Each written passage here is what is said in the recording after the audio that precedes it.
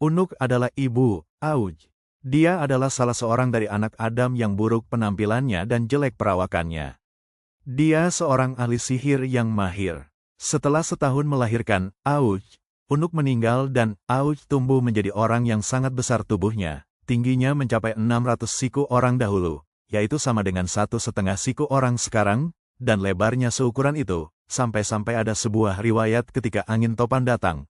Angin tersebut tingginya tidak melebihi lutut Auj. Banyak juga yang mengatakan ia terlahir dari hasil perzinahan karena tanpa melalui pernikahan. Ada juga yang menyebutnya sebagai orang kafir yang kejam, jahat, tidak berkeprimanusiaan dan sombong. Posturnya pun tidak seperti manusia lainnya karena ukurannya raksasa dan memiliki kekuatan luar biasa.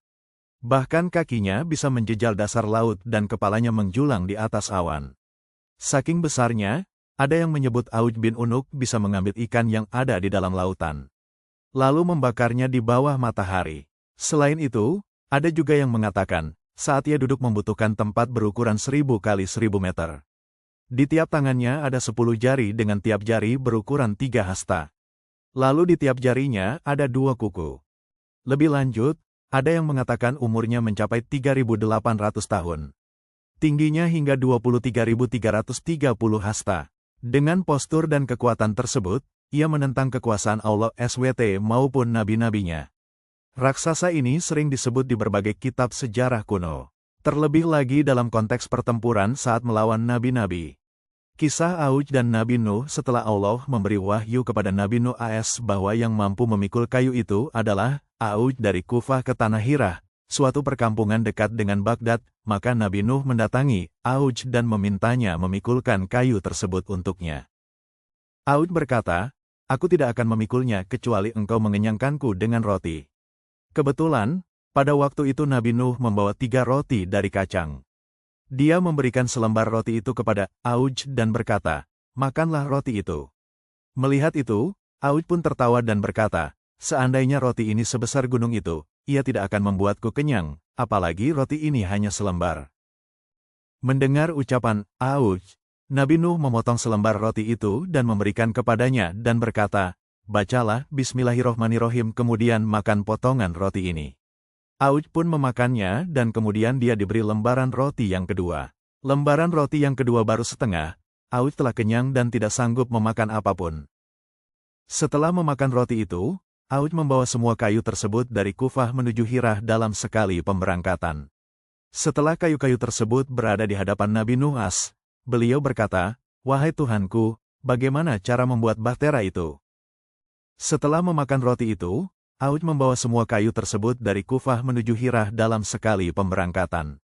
Setelah kayu-kayu tersebut berada di hadapan Nabi Nuh AS, beliau berkata, "Wahai Tuhanku, bagaimana cara membuat bahtera itu?"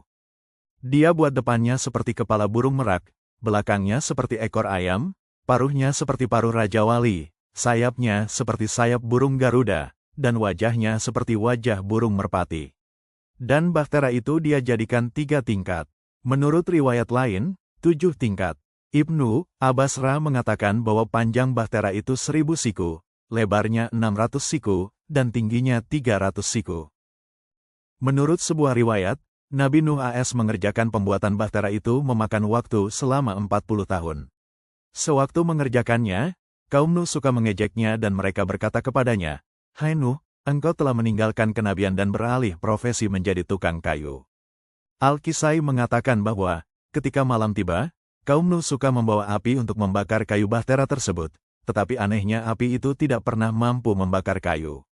Mereka berkata, ini karena sihirnya Nuh. Ketika pembuatan bahtera mencapai tahap penyelesaian, Nabi Nuh AS memolesinya dengan ter dan aspal, kemudian Allah memerintahkannya untuk memaku keempat sisinya, dan di setiap tempat ditancapkannya paku digambarkan sebuah mata. Nabi Nuh bertanya, "Wahai Tuhanku, apa kegunaannya?" Allah memberi wahyu kepadanya, itulah nama-nama sahabat Muhammad.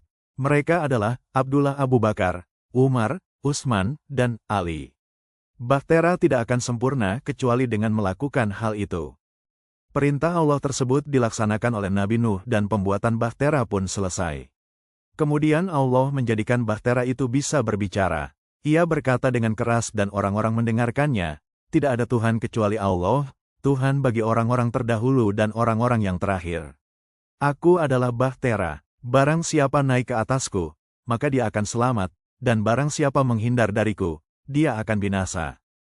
Setelah Bahtera berhenti dari ucapannya, Nabi Nuh berkata, apakah sekarang kalian beriman? Mereka menjawab, hai Nuh, ini adalah karena sihirmu. Selanjutnya, Allah memberi wahyu kepada Nabi Nuh, kemarahanku kepada orang yang menentangku telah memuncak. Allah memerintahkan Nabi Nuh mempersiapkan makanan untuk 1 bulan dan membuat tempat persediaan air tawar di Bahtera. Lalu Allah menurunkan untuk Nuh manik-manik dari surga yang bercahaya, seperti cahaya matahari. Dengan manik-manik itu, Nuh akan mengetahui waktu siang dan malam. Waktu berlalu, Nabi Nuh meminta izin kepada Tuhannya untuk melaksanakan haji dan dia pun diizinkan. Sewaktu dia pergi ke Makkah, kaumnya bermaksud membakar Bahtera.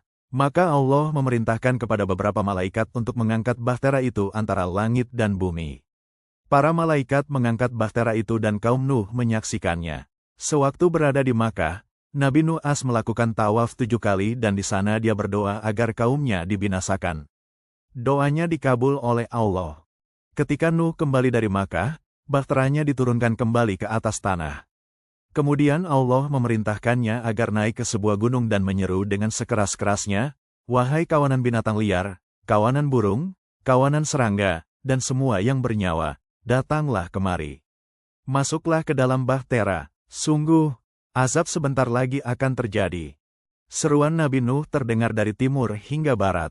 Setelah itu, kawanan binatang liar, burung, binatang melata, dan serangga datang berbondong-bondong. Lalu Nuh berkata, aku diperintahkan untuk membawa dari masing-masing binatang sepasang, jantan dan betina. Dia telah diperintahkan untuk membawa semua jenis pepohonan tanpa kecuali. Dia diperintahkan untuk membawa jasad Adam dan Hawa. Lalu dia meletakkan jasad keduanya dalam sebuah peti. Selain itu, dia diperintahkan untuk membawa Hajar Aswad, tongkat Nabi Adam, yang telah diturunkan kepadanya dari surga, dan diperintahkan membawa tabut, suhuf, dan tali. Dan manusia yang masuk ke dalam Bahtera bersamanya berjumlah 40 orang laki-laki dan 40 orang perempuan. Mereka ditempatkan di tingkat pertama. Tingkat kedua dijadikan tempat binatang liar, binatang melata, dan binatang ternak.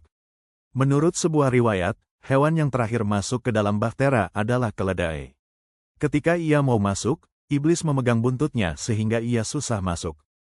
Sebelumnya Nabi Nuh menyangka keledai enggan masuk karena kehendaknya. Nabi Nuh berkata, hai Malun, yang terlaknat, masuklah. Keledai pun masuk diikuti oleh si iblis. Ketika Nabi Nuh melihat iblis, dia berkata, siapa yang mengizinkanmu masuk ke Bahtera ini? Iblis menjawab, engkau yang telah mengizinkan aku masuk. Bukankah engkau tadi bilang, hai Malun, yang terlaknat, masuklah, dan yang memiliki predikat Malun secara mutlak tiada lain kecuali aku.